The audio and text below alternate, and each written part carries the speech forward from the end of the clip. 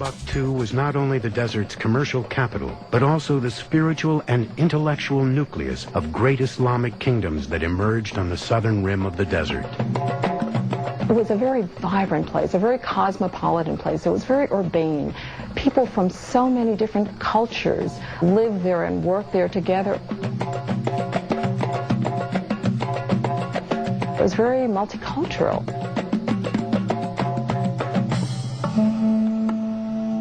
Though one of the most remote sites on Earth, Timbuktu gained renown as an elite storehouse of advanced written knowledge. In 80 private libraries, scholars wrote and studied manuscripts ranging from geography to chemistry to physics. Only a fraction of these medieval manuscripts survive in Timbuktu, but for Islamic scholar Ali Ud Sidi and countless other Africans, their value is incalculable. It's a treasure, and it's also a proof showing that as Africans we had a past. Not only a traditional, an oral tradition, but also writing sources. That's very important for us. The heart of Timbuktu's intellectual prowess was Sankore University. Now a mosque, it was founded in 1325. As many of Europe's fledgling universities were struggling to gain credibility during the Renaissance, Sankore had already established itself as one of civilization's consummate centers of learning. To give you an idea how knowledge was really tough at the Sankore University, we discovered a manuscript.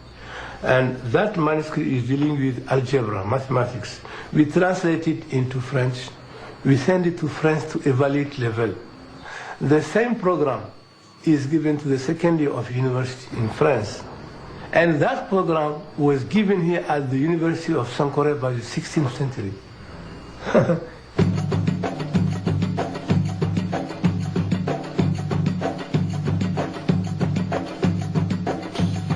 Timbuktu prospered by using the Sahara as both protection from invaders and a portal through which it could transport desirable goods from the African interior to merchants on the Mediterranean coast.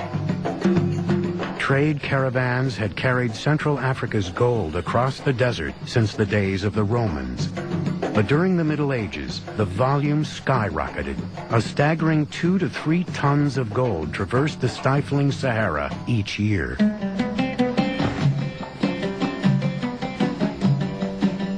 In 1324, Mali's greatest emperor, Mansa Musa, assembled what was perhaps the most immense gold-bearing caravan in history. His procession was not a commercial enterprise, but a sacred pilgrimage. From Timbuktu, Mansa Musa led some 30,000 camels into the burning Sahara toward the holy city of Mecca. According to medieval accounts, they were burdened with silks, jewels, and some 30,000 pounds of gold, an amount that today would equal more than $130 million. As Mansa Musa passed through Egypt, he gave away much of it to the citizens along his route. The ruler of Mali astonished all of the Middle East by the amount of gold he brought with him. So much gold that he actually destabilized the economy of Egypt for a decade afterwards.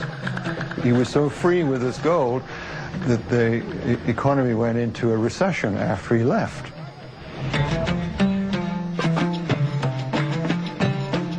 Another treasure powering the Saharan trade routes lay hidden a few tantalizing feet beneath the sun-scorched sands. Salt was the one precious commercial product found in the Great Desert itself.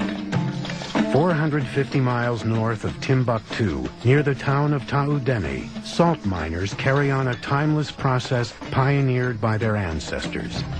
Workers cut 80-pound blocks from the Sahara's ancient lake beds.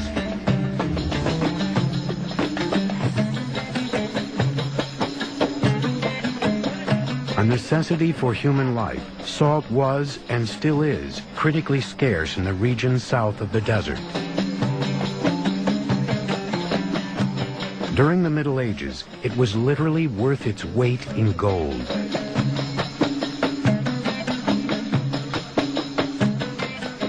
To this day, salt caravans from Taoudeni make an arduous 2-week, 450-mile trek south to Timbuktu.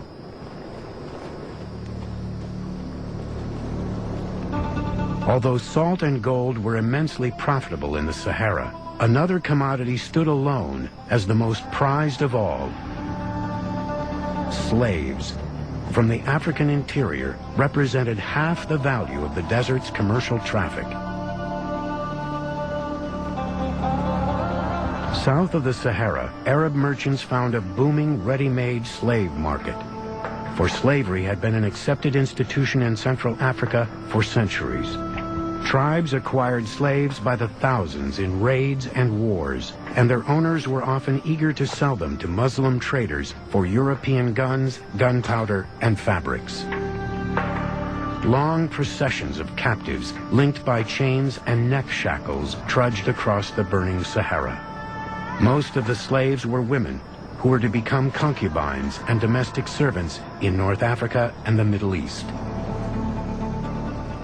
The process by which the slaves were moved by way of the Sahara Desert is truly one of the most disturbing and gruesome stories history has to tell.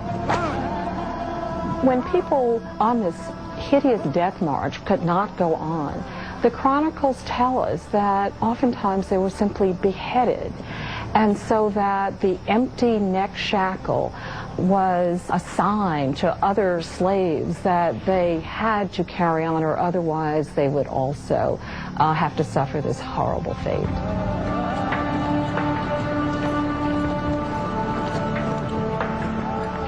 On many of the caravan routes, the route was actually marked by the bleached bones of people who had died in transit, and only the toughest people would have been able to survive this crossing of the Sahara.